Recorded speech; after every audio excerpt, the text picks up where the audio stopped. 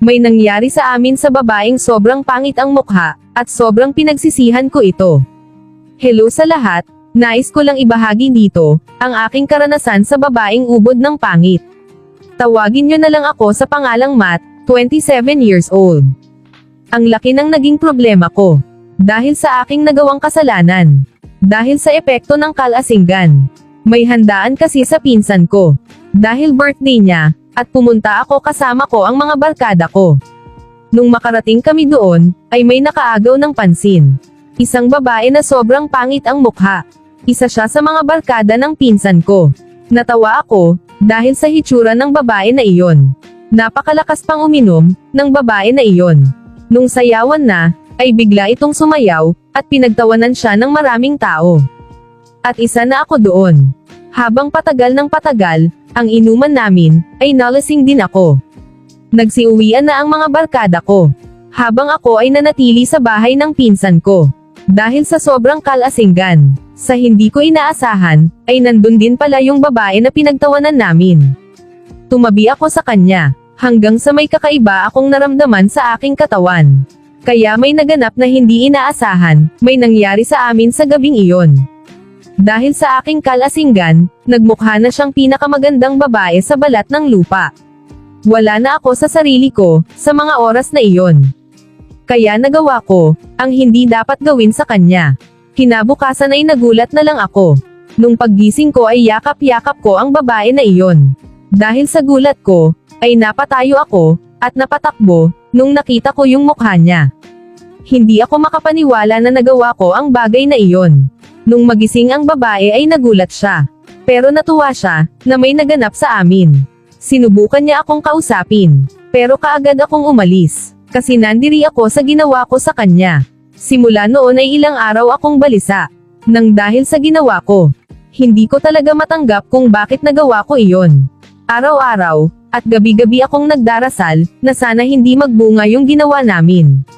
Pero hindi din inag ng Panginoon yung panalangin ko. Ilang buwang nakalipas, pumunta sa bahay namin ang babae, at masaya niyang ibinalita sa akin na buntis siya. At ako ang ama, muntik pa akong mahimatay. Dahil sa ibinalita niya sa akin. Sobrang stress ko, at pinagsisihan ko ang ginawa kong pagpatol sa kanya. Gusto kong ibalik yung panahon na yon, at pipiliin kong huwag pumunta sa birthday ng pinsan ko.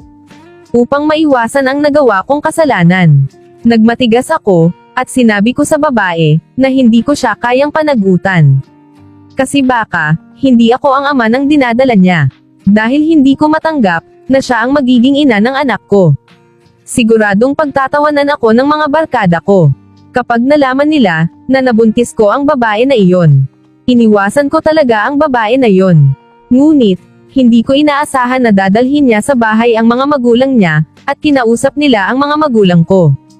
Kinakabahan ako, pero sinabi ko lahat, na hindi ko sinasadya ang nangyari. Sinabi ko rin na papayag akong magbigay ng sustento sa bata. Ganun na rin ang sinabi ng mga magulang ko.